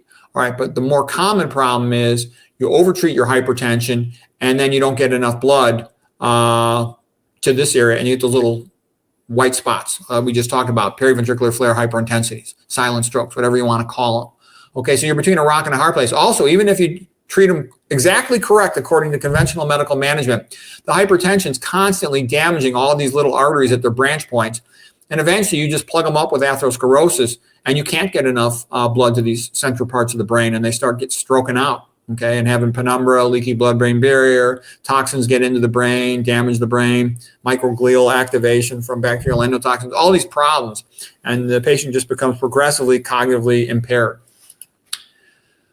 Okay, and then there's a fourth mechanism of hypertension I didn't talk about. This is what I sort of figured out was that you're also causing hypertension just by having leaky gut. And there's a couple of reasons. You get generalized systemic inflammation. In a sense, if I had to summarize it in one sentence, when you have leaky gut, you get bacterial toxins into your blood, and that drives your immune system crazy. And when your immune system goes crazy, that's not good because it overreacts. And when it starts to overreact, it starts damaging things, and you get collateral damage to your body. Okay, so what's the first thing? When you have increased systemic inflammation, meaning throughout your body, you get an increased immune response. Your white blood cell count goes up. Typical red cells, 7 microns. Well, the typical neutrophil, the most common white blood cell, let's say it's about 70% of them with this acute inflammation, it's about twice the size of a red blood cell. That's like 14 microns. So now you're pushing these giant 14 micron diameter cells through your capillaries, pressure has to go up. The fat also causes activation of your neutrophils. So when it causes activation of your neutrophils, they start releasing these granules called MPO, myeloperoxidase, and those trash the coating of the endothelial cells, the glycocalyx. I'll show you a picture of that in a moment. And some of them become activated to the point where they undergo netosis, okay? So I'll show you in a moment what all of that means. Also, we talked about the major component of hypertension being dietary fat, and Dr. John McDougall and Nathan Pritikin have really taught everybody about that. And that actually, I think, is the most important thing to know, okay? Because high dietary fat also means you're eating low fiber, and it's associated with leaky gut. Walter Kempner especially emphasized the role of sodium in hypertension. And the reason it was such a big deal was because he got the sodium down so low. Okay. If you're eating a traditional vegan diet, you'll be in a ballpark, let's say around 250 to 500 milligrams per day. Okay. That's a good amount of sodium. He would get patients down as low as 150, even 100 milligrams per day. When they get down that low in the sodium, you have to keep them in a monitored setting. But it was pretty rare they had a problem with that. There's some rare patients that'll have something like called syndrome of inappropriate ADH secretion. Okay. That's rare stuff, SIADH. But he had to watch them just in case for that. Okay. Richard Moore wrote a brilliant book. This is the best book ever written on high blood pressure, called The High Blood Pressure Solution. He spent his whole life researching membrane ion pumps and their role in hypertension. And he came to the conclusion, the reason everybody's confused about sodium is because the total sodium is not what matters. What matters is the ratio of potassium to sodium, because they're in competition in the body. And the more sodium you eat, the more your kidney will excrete the potassium, and vice versa. The more potassium you eat, the more sodium you'll excrete, and that's actually what you want. Our ancestors probably ate about 20 times as much potassium as sodium, whereas average Americans eating more sodium than potassium, and that will mess up their plasma membrane ion pumps, which is a big deal because that starts messing up their cytoplasm calcium. The higher the cytoplasm calcium, the more the vascular smooth muscle cells are constricted, and you get more hypertension. Okay, it's a masterpiece of a book. I have internal medicine doctor friends who tell me every single doctor should read this book. Okay, now you ready for the big joke? What are medical students taught on a daily basis? And I spoke to a medical student just within the past month who asked me, they go, my book said that 95% of hypertension is essential, meaning unknown cause or idiopathic, and that about 5% is known. I said, yeah, you know what idiopathic means? It means the doctor is an idiot and the patient is pathetic. Okay, it's exactly the opposite. We know what causes hypertension over 95% of the time.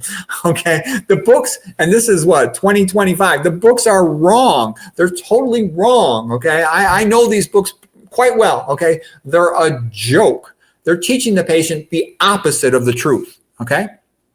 That's pathetic. This is the Harvard textbook of cardiovascular pathophysiology, and it's 100% wrong. And then you would say, how could I be so confident? Okay, here we go. Blood pressure in the African native. Okay, paper by C.P. Donison, Lancet Journal, 1929. 1,800 consecutive patients. These were adults. And how many of them were hypertension? 0. This is Kenya, adults eating a plant-based diet. They also measured the average blood pressure in 60-year-olds.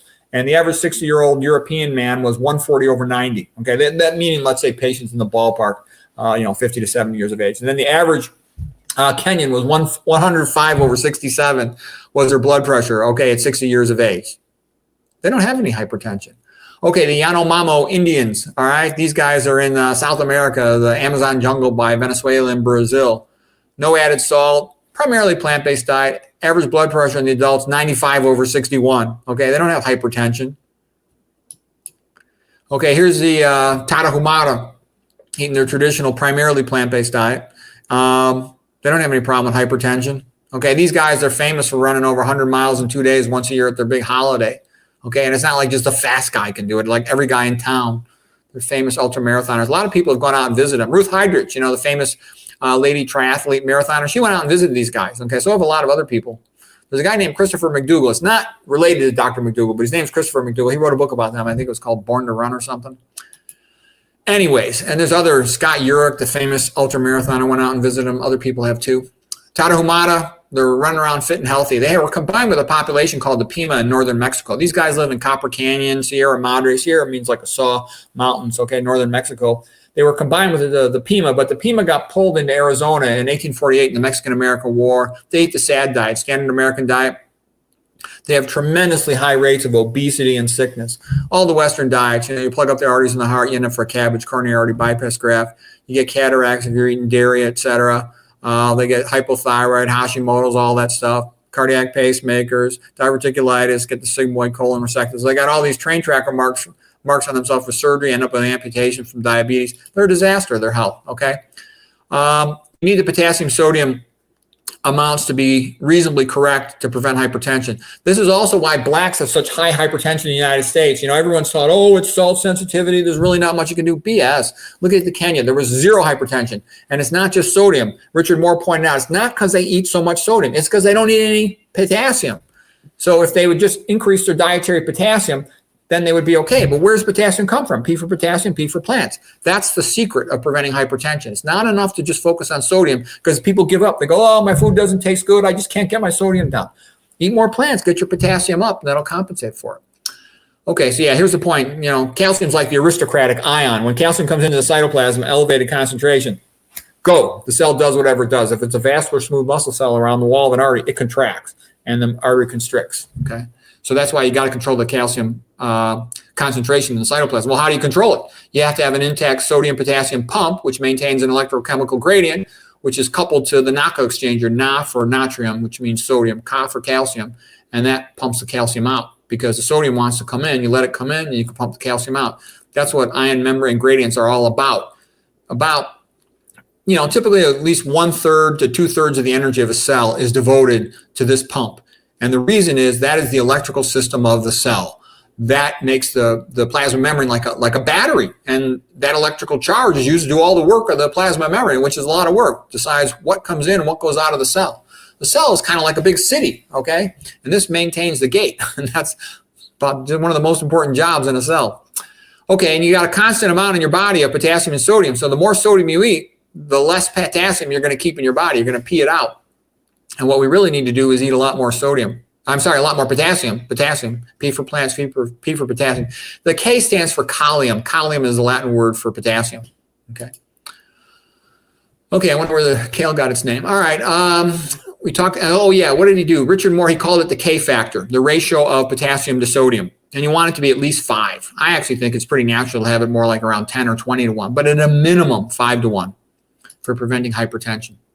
And you know hypertension is related to food, because as soon as you fast a patient, their blood pressure drops pretty rapidly. As soon as you put them on a Kempner diet, it drops pretty quick. It takes much longer to drop their weight, to drop their hemoglobin A1C. Blood glucose is a little slower. The blood pressure is a little slower, but you get my point.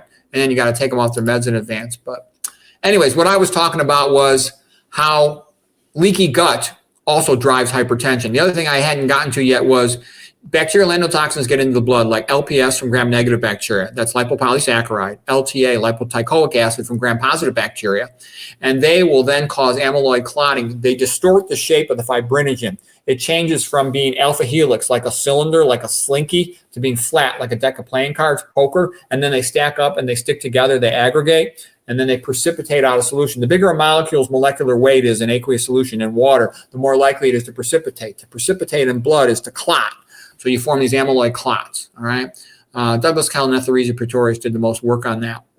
All right, and then netosis is when, let me just show you pictures, because everything will make more sense with a picture. So here's a typical red cell, 7 microns in diameter, typical neutrophil, about 14 microns in diameter, twice as big. So you got to push this big honking cell through the capillary. Pressure is going to go up. So meat causes generalized increase in systemic inflammation for multiple reasons, including xenocellulitis, leaky gut, all this stuff, okay? Pressure's got to go up. This is just leaky gut. So here's a normal gut. Dietary fibers used by the good bacteria. They make short-chain fatty acids, in particular 4-carbon butyrate. 4-carbon butyrate is used by the gut lining cells called enterocytes, because it's the enteric tract, and they make tight junctions, the TJs. And the TJs block anything bad from getting across that gut wall, all right?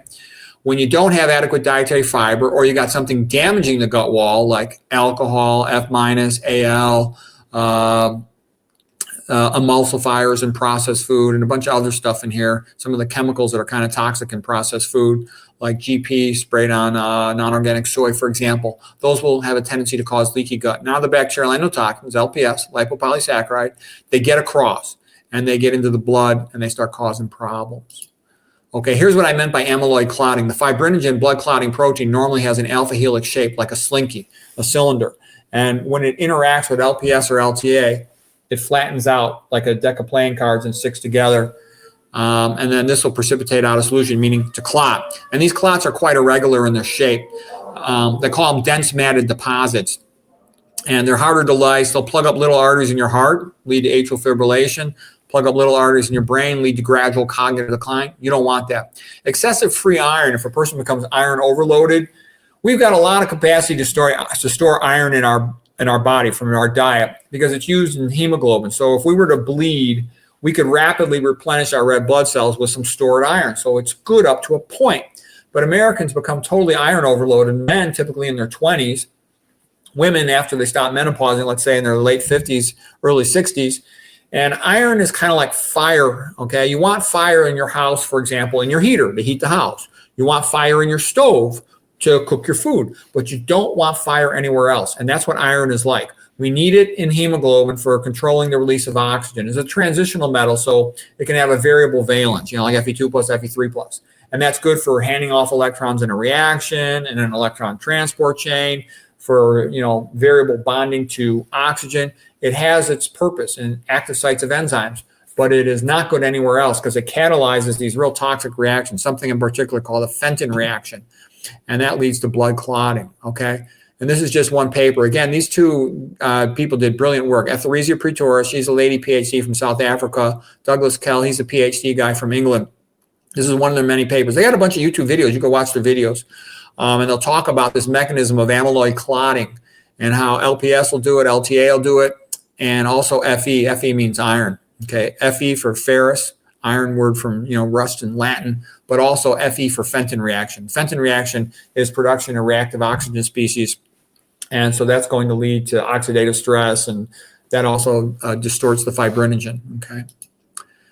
All right, now here is a glycoprotein on a cell, the plasma membrane of an endothelial cell, the lining of an artery. You have a core protein that sticks up, and then you have this side proteins that are typically heparan sulfate, okay? The heparan sulfate has a lot of sulfates that are negatively charged. At the end, it has a sialic acid. Sialic acids are always right at the end because that's your identity card. Your immune system travels through the body and it reads everything by Braille. Self, non-self, self, non-self. If you got the right sialic acid, yourself, you belong there. If you got the wrong one, you don't belong there, and the immune system will remove it. Okay, so anyways, these negative charges, water forms a little bit of a dipole, meaning partial charge, whereby the hydrogens are positively charged attached to, they form a weak bond with the sulfates. And this is where you get that expression, slippery when wet. And this helps the red blood cells and other cells pass through the capillaries, okay? So that's normal, all right? But this glycocalyx here is going to get trashed when the neutrophils get overexcited. So the neutrophil, when it interacts with fat, like saturated fat, for example, it also can bind bacterial proteins like LPS. It'll become activated and it'll start releasing MPO. MPO is myeloperoxidase. And myeloperoxidase is very positively charged. And these positive charges will bind to the glycocalyx negative charges, the zeta potential of the glycocalyx, and they will cause it to collapse downward. And that's bad because now you have these binding proteins that will bind to the neutrophils. They now become accessible to the neutrophil. Normally, the glycocalyx is too high, and the neutrophils never get to see these binding proteins, like vascular cell adhesion molecule, for example.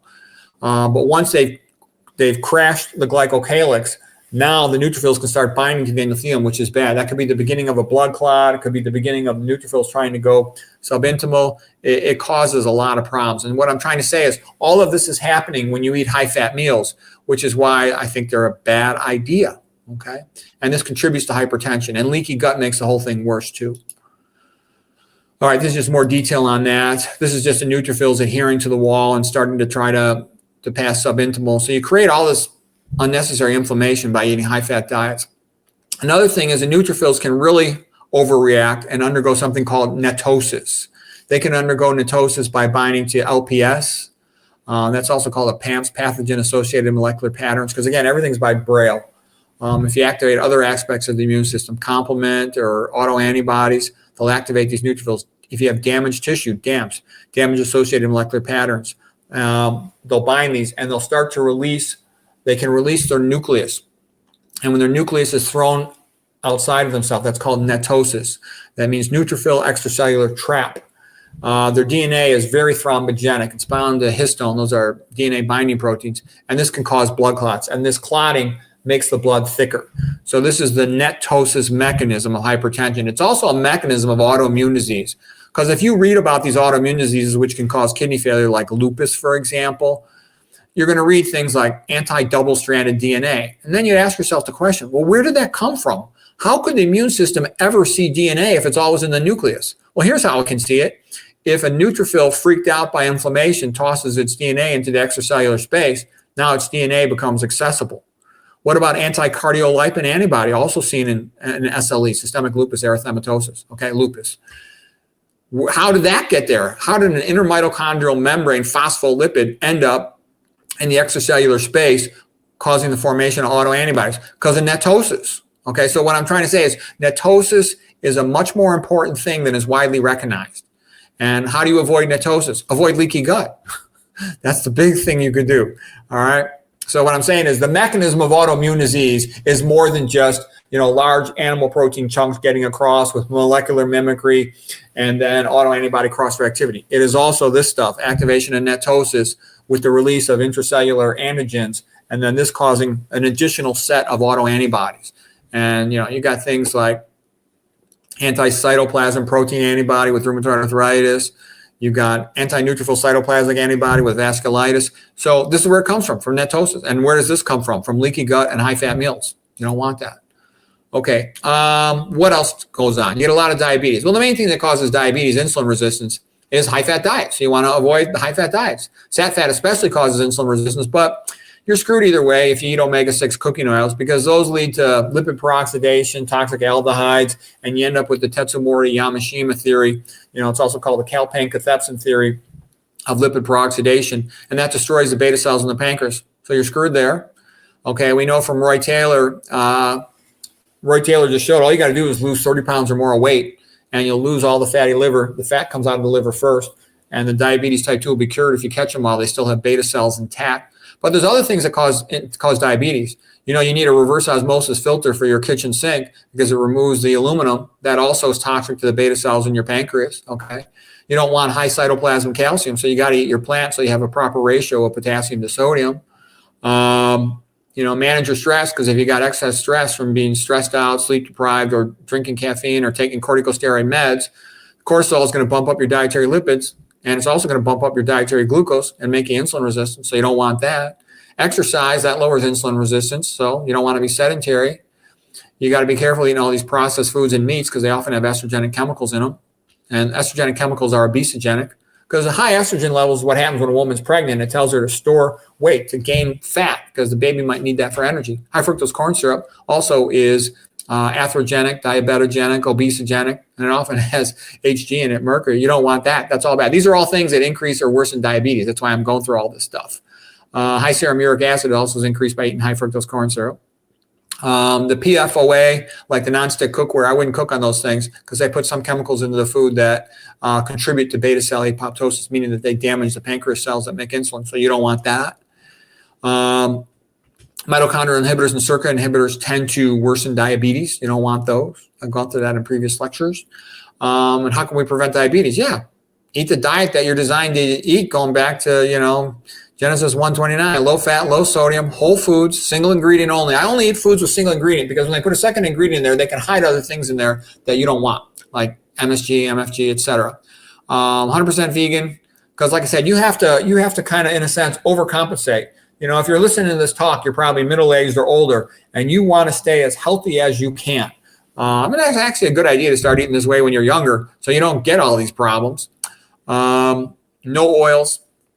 You shouldn't have any. I agree with Esselstyn. Not one drop. None. It's a toxic processed chemical. It's not good for you. Okay, yeah, here's just showing that fat will cause inhibition of the intermitochondrial membrane electron transport. All of the energy in your body, the vast majority of it comes from electron transport on the intermitochondrial membrane. And so high-fat diets mess this up, especially sat fat. But you end up with problems from the other fats too, like I said. Okay, and then there's a whole bunch of other things. The fat just gets into the cell. There's nothing you can do about it in proportion to the concentration of it in your blood. There's something called the fatty acid flip-flop maneuver, whereby it'll take on a protein, it'll intercalate into the outer leaflet of the plasma membrane, flip-flop into the inner leaflet, and then get into the cytoplasm. Here's the paper, Anthony J. James Hamilton, 2020, putative inhibitors of fatty acid transport across membranes by CD36. They couldn't block it because it wasn't happening through the transporter. It was flip-flopping across the membrane. So it didn't matter what drugs you used to block it. You couldn't. It was just a matter of the concentration in the blood. Okay. And then there's other people who've shown that, the accumulation of fat in the skeletal muscle is the number one thing that causes diabetes. So you want to minimize dietary fat. Okay. We knew that fat was the cause of insulin resistance, the main cause, going back to J. Shirley Sweeney in 1927. But, people like Jared Shulman with nuclear magnetic resonance spectroscopy have shown intramyocellular lipid, fat in the muscle, is the earliest detectable finding of insulin resistance. Other people will tell you, if you look at like Cyrus Kumbana from Mastering Diabetes, he did research on diabetes. He said, what do you do to cause diabetes in an animal? You feed it fat. Okay, so anyways, that's a little bit on diabetes. Minimize your dietary fat and those other things. Avoid those toxins. How do you prevent autoimmune disease? Like we said, prevent leaky gut, and then avoid toxins that can damage tissue. If you have toxins that can damage tissue, they can cause damage associated molecular patterns. The reason why I'm going through all this stuff on how do you prevent hypertension, diabetes, and autoimmune disease is because that's what destroys the kidney. So if you avoid these diseases, you protect your kidney. Okay, and there's lots of chemicals that contribute to causing leaky gut. They were in that earlier picture, and I list a bunch more here, but the other thing's not as widely known.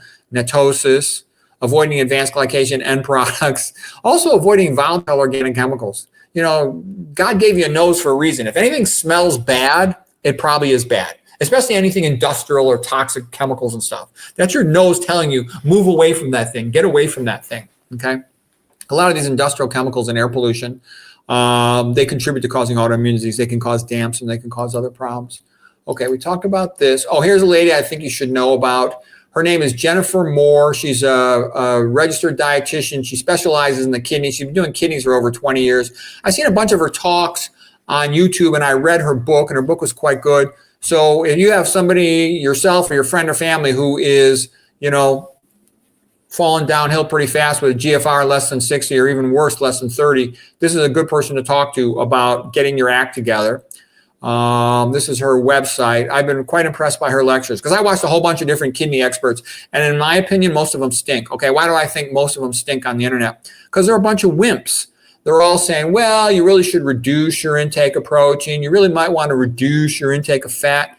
And I'm like, you don't save your kidneys by cutting down a little on fat. You save them by becoming 100% vegan, by minimizing your protein. That's your best chance. And you're still probably eventually going to end up on dialysis, but why not end up on dialysis, 15 years from now rather than, 15 months from now?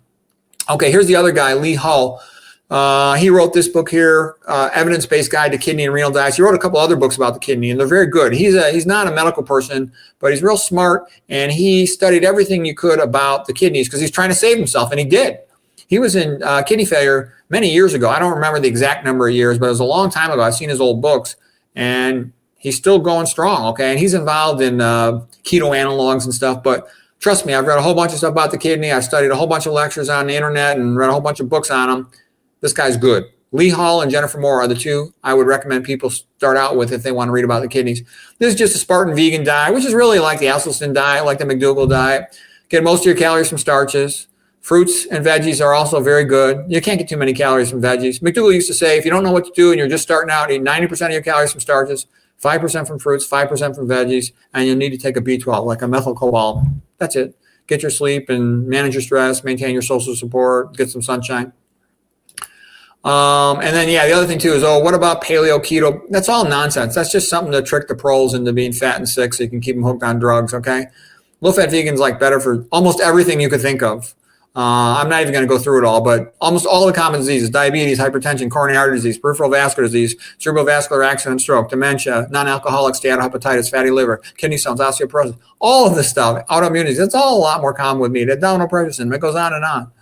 Okay, which is pretty good evidence that the diet we're designed to eat is a plant-based diet. And I know we're omnivorous and we can eat a variety of things, and we can colonize the whole planet, but the healthiest we can do is this way, as far as I can tell after extensive study.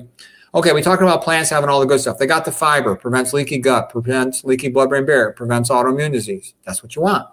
Potassium, vasodilator. Magnesium, vasodilator. Nitrates, they come in the context of antioxidants in plants, precursors for nitric oxide. Good. Alkaline, good, fruits and veggies. Low in protein except for beans. Avoid the beans to protect your kidneys. Also potentially for longevity, but I still eat beans. They satisfy hunger a prolonged amount of time. My kidneys are working great, so I can get away with it. Starches, we talked about that. Phosphates in plant foods are not that bioabsorbable. They tend to be bound to phytates, so you just defecate them out of your body, which is good.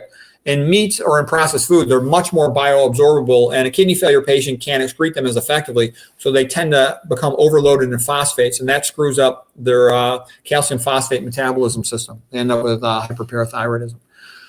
Okay, iron in plant foods is poorly absorbed, so you're less likely to become iron overloaded. And processed foods are bad because they fortify them with iron, and people become iron overloaded from that. Okay, I don't like high-fat plant foods. I recommend you avoid those. Okay, what else happens? When you eat a meat-based diet, there's no fiber in meat, and there's very little in processed foods. So you get all these bad gut bacteria, and they start making toxins. They make some pretty serious toxins, like something called p-cressyl sulfate. They make something called indoxyl sulfate, indole acetic acid. All of those things are nephrotoxic to your kidneys, and they're cardiovascular toxins as well. So the meat diet is all these like little intangible things that are also making things worse. Of course, you get more trimethylamine oxide, which is quite atherogenic. Okay, it's also toxic to the kidney, so it's a uremic toxin as well. There's a more arachidonic acid in meats, very little in plants. Okay, so you get that when you're eating meats, and that's pro-inflammatory. That's a very pro-inflammatory omega-6 fat. Pretty much talked about fats and proteins. A lot more advanced glycation end products in meat. Foods that are high in protein and high in fat tend to have high advanced glycation end products. So there's two types of AGEs. There's the dietary AGEs, advanced glycation end products, in these high fat, high protein foods. And then there's so those are called exogenous, from outside the body in your diet. Then there's endogenous ones from having diabetes. You get this cascade of reactions due to the backup of glycolysis because of inhibition of the intermitochondrial membrane that leads to methylglyoxal and all these advanced glycation end products. So diabetes produces tons of them. Okay, what else? Xenosialitis you get from eating meat because the sialic acids on the meat, they can mimic our own normal sialic acids, and they're similar enough that cells will ingest them and put them on proteins, but they're different enough the immune system recognizes them, and so then it goes after those cells and destroys them. So there's a little more details, but that's the big stuff. Foods to eat, foods to avoid, basically low-fat, low-sodium vegan, like I said. Oh, and the fact that, like I said, the whole food, low-fat vegan diet, it can reverse congestive heart failure in some patients. Dr. Robert Osfeld at Montefiore Hospital in New York showed this. Dr. Baxter Montgomery, I don't know the hospital he's from, but he reversed congestive heart failure. I read his papers. They're really good. Kempner was reversing heart failure. So it can reverse congestive heart failure. Nothing else can do that. It's the best way to prevent obesity. McDougall used to say, you can see that the vegan diet works. Just look around the world. The people who eat this way, they're healthy. 1 billion out of 1 billion rice eaters are skinny. It's the best diet to prevent hypertension, the best diet to prevent diabetes, the best diet to prevent autoimmune disease, the best diet to prevent kidney failure, the best diet to prevent cancer, the best diet to prevent dementia. It makes sense based on epidemiology, migration studies, molecular biology, biochemistry, and Genesis 1:29. Given all that, I think it's wise to conclude it's the optimal human diet. Doesn't mean it's the only human diet, but it's the one to optimize health, especially when you're already got problems and you want to reverse them. Then I said, yeah, here, I like this as the attitude of Churchill, okay? Churchill's old speech, we shall defend our island, whatever the cost may be. We shall defend our body, whatever the cost may be. We shall fight at the kitchen table for low-fat vegan food. We shall fight at the sink for reverse osmosis water. We shall fight in our mouths to avoid sweets and acids to keep it clean and protect our teeth and avoid leaky gums, which is like leaky gut. We shall fight in our guts to protect them with fiber and by avoiding oils and processed food. We shall fight with growing confidence and growing strength in our blood to protect it with a low-fat, low-protein, low-sodium vegan diet. We shall fight in our endothelium to protect it with a low-sodium plant diet that is high in vasodilators like potassium, magnesium, and plant nitrates. We shall fight in our pancreas to protect insulin sensitivity by avoiding alcohol, fats, high fructose corn syrup, using a reverse osmosis water filter, and by eating lots of starch carbohydrates. We shall fight in our kidneys to protect them by eating a low-fat, low-protein, low-sodium diet with lots of fiber. We shall fight in our blood-brain barrier to protect it with dietary fiber. We shall fight in our brain as well to protect it by avoiding excitotoxins like caffeine, excessive stress, sleep deprivation. We shall also avoid mitochondrial inhibitors and SERCA inhibitors and neurotoxins like alcohol, marijuana, hexane, and others. We shall fight in our mind to protect it from the evils of modernism. Okay, I don't want to get carried away with that. We shall never surrender. Okay, so that's what it is. You got to have the attitude of, my attitude is, instead of whining and saying, I don't want to be a vegan, what you say to yourself is this all I got to do? Just eat these plant foods and I don't have to be fat, sick, and stupid like most people as they age? I'll do it. What a great deal. That's it. I love it, Peter. That was great. Thank you. I'm going to run through a little review here of a few notes that I took. Excuse me. About your talk here. You started out talking about the biblical approach. Thou shalt not eat meat, thou shalt not eat oil, that basically dealing in edicts is probably the most effective. You talked about the liver detoxing. It's an immune system of the body. The kidneys, rather, are excreting toxins. It's a filtration mechanism that goes by size. It's like a colander or a sieve in the way it filters things in and out and catches it, puts it into the urine, excretes things into the urine. When there's a lot of acid in the blood, animal protein, even calcium that's being used to buffer kidneys can make bicarbonates and ammonia. Kidney has to compensate for acid in meat, overworks. Their kidneys of a meat eater could be working a triple shift, and you can wear them out. The body's like a car that you want it to last 100 years. So live like Adam and Eve, simple, minimalist, but keep your indoor heating and plumbing. You say the guy who says, my uncle smoked all his life and he lived to 100. Your response is yes. Well, if 100 people cross a busy street, 100 blind people will cross a busy street. Some will make it across. That doesn't mean it's a good idea. You want to optimize your odds. The kidney, what it does is it excretes protein. It excretes nitrogen. You can help your kidney by reducing the amount of nitrogen you're taking in. So protein has nitrogen, but it's not in carbs. It's not in fat. Meat has a unique amino acid makeup. It causes more load on the kidneys from leucine and methionine, forces the body to buffer using calcium extracted to keep the proper pH in the blood. So meat has high levels of protein. You talked about Papua New Guinea. Sweet potatoes are 90% of the intake.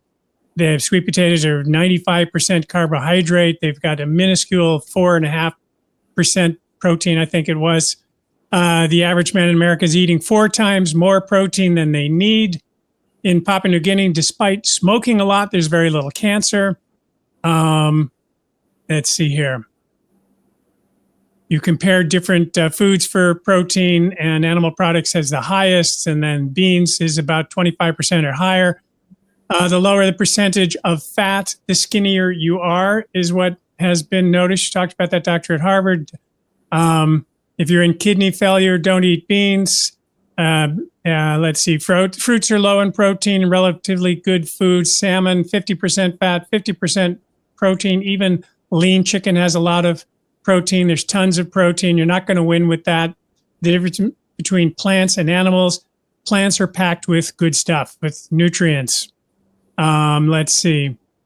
When you're eating meat, you're hyperfiltrating. You have to compensate over time, and potentially you're damaging your kidneys. Chronic hyperfiltration leads to kidney damage and injuries. How low can you go in your protein? The average kidney patient's losing function of between 3 and 10% per year.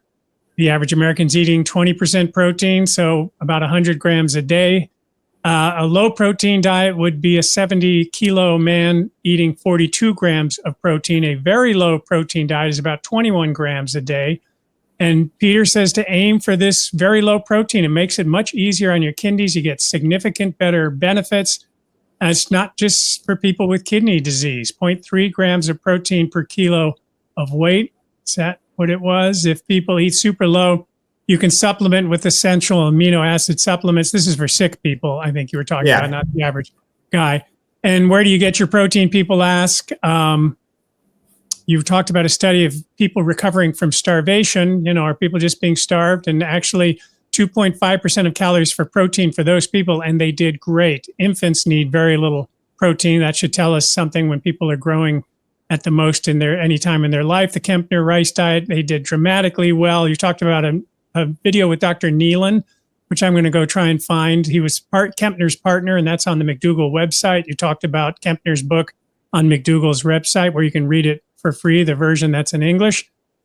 Kempner cured blindness, diabetic retinopathy. Today, doctors don't realize there was someone out there reversing blindness. There were better results in the 1950s from Kempner than what you see in hospitals today.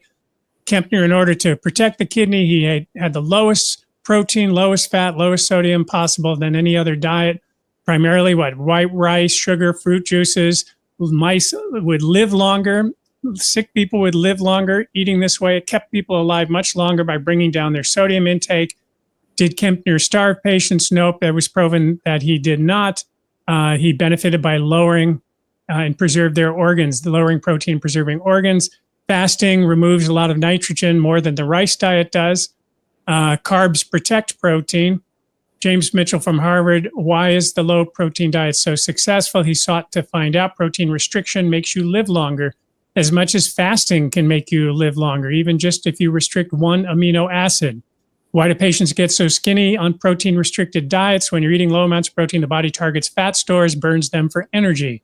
Starch is a carb wrapped in fiber. The fiber gives you satiety. It slows the absorption of the glucose. Who gets kidney failures quite often? Bodybuilders. It's a big stress on the kidneys from all that protein that they take. Arthur Jones, who invented, which one was it? Nautilus, said that the supplements, the protein powders, they can have heavy metals in them. Gym kidney failure is not at all uncommon. Kidneys excrete acid, minimize acid, which is, meat, dairy, high fat, and excess salt. Kidney regulates blood pH. Using chemistry to do that, acidosis accelerates kidney failure. Another good reason to eat plants and avoid meat and processed foods.